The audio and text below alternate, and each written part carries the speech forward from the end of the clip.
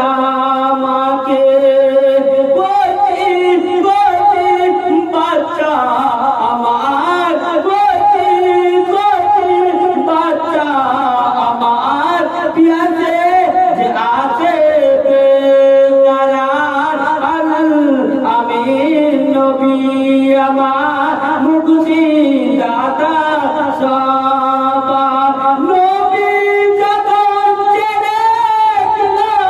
Caesarea, তখন এলো বলে বিনা হুকুম আমার হরিণ কেন ছাড়া পেল, দয়া রসুল বলেন তারে যত না আসে ফিরে বেঁধে রাখো তুমি আমার, এই আবেদন আমার, আমি নবী আমার মুক্তি দাতা সবার, দুঃখ বিদায়ে ফিরল হরিণ, সেটাই ছিল নবীজি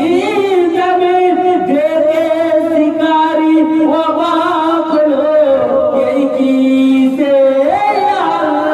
আমির ও বলা হরিণ কথা বলে, তুমিও শেষে নবী হলে, ও বলা হরিণ কথা বলে, তুমিও শেষে নবী হলে, শিকারি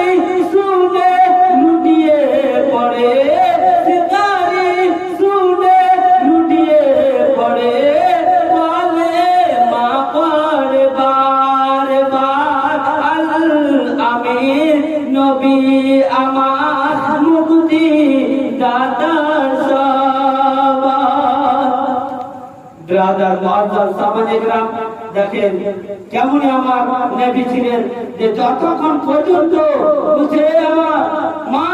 হরিণের বাচ্চারা বলছে, যতক্ষণ তুমি কষ্টে ছিলে আমার নবীকে দেখে তুমি ছাড়া পেলে, যতক্ষণ পর্যন্ত ওই নবীর সঙ্গে তুমি সাক্ষাৎ না করে আসবে মা, ততক্ষণ পর্যন্ত